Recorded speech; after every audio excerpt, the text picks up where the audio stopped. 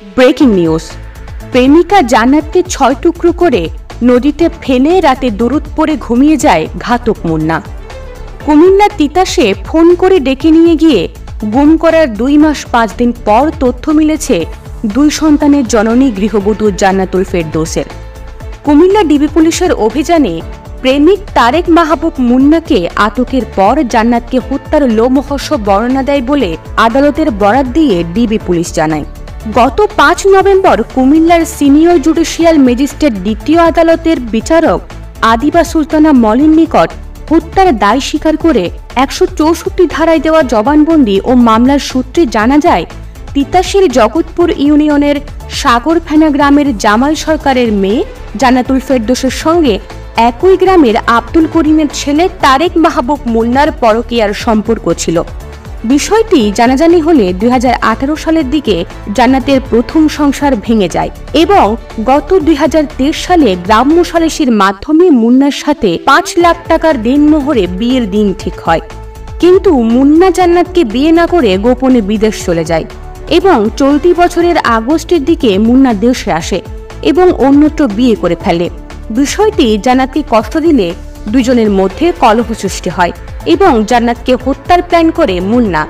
পরিকল্পনা অনুযায়ী সেপ্টেম্বর মাসের ৫ তারিখে জান্নাতকে বাসা থেকে ফোন করে ডেকে নিয়ে পার্শ্ববর্তী হোমনা উপজেলার মাথাভাঙ্গা এলাকা দিয়ে কাঠালিয়া নদীতে নিয়ে প্রথমে দেহ থেকে মাথা আলাদা করে, এরপর হাত ও পা বিচ্ছিন্ন করে মোট ৬ টুকরো করে নদীতে ফেলে দেয়।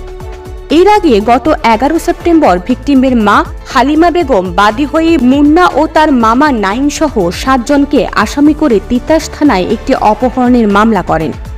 এদিকে থানায় মামলা হলেও পুলিশের ভূমিকা নিয়ে শুরু থেকেই আপত্তি ছিল ভিকটিমের পরিবারের। আসামি মুন্নাকে আটক করার জন্য পুলিশের দাঁড়ে দাঁড়ে ঘুরে হয়রান ছিল জান্নাতের পরিবার, কিন্তু আসামি গ্রেফতার না করে উল্টো জান্নাতের পরিবারকে হয়রানি করেছেন বলে মামলা তদন্ত কর্মকর্তা কাউসারের বিরুদ্ধে অভিযোগ করেন তারা। অন্যদিকে জান্নাতকে অপহরণের পর থেকেই তার ব্যবহৃত মোবাইল ব্যবহার করে ফেসবুক ও মেসেঞ্জারে অপপ্রচার চালায়। জান্নাত বেঁচে আছে এবং তাকে চরিত্রহীন প্রমাণ করতে 10টি ফেক আইডি খুলে মুন্না। মামলার বাদী ও ভিকটিমের মা হালিমা বেগম বলে, আমার মেয়ে নিখোঁজ হওয়ার পর থেকেই বলেছিলাম মুন্না আমার মেয়েকে গুম করেছে, কিন্তু পুলিশ কখনোই তাকে বা তার পরিবারকে গ্রেফতার করেনি। উল্টো আমরা নাকি জান্নাতকে লুকিয়ে রেখে নাটক করছি, সেজন্য আমার ছোট মেয়ের মোবাইল নিয়ে রাখে পুলিশ। পুলিশের অবহেলার কারণে আমরা আমার মেয়ের লাশটাও পাইলাম না। আমি এ হত্যার বিচার চাই। মুন্না আটক ও আদালতে স্বীকারোক্তিমূলক জবানবন্দি দিলেও তিতাস থানার এসআই কাউসার আহমেদ জানান, রহস্য উদ্ঘাটনে তিনি কাজ করে যাচ্ছেন। খুব দ্রুতই জান্নাতের নিখোঁজের বিষয়টি বের করা হবে। তবে কুমিল্লা ডিবি পুলিশের দায়িত্বপ্রাপ্ত এসআই মোহাম্মদ জীবন জানান, ঘটনাটি তদন্ত করা হচ্ছে, আরো গভীরভাবে খতিয়ে দেখা হচ্ছে। যে বা যারা এই কাজে জড়িত থাকবে সবাইকে আইনের আওতায় আনা হবে।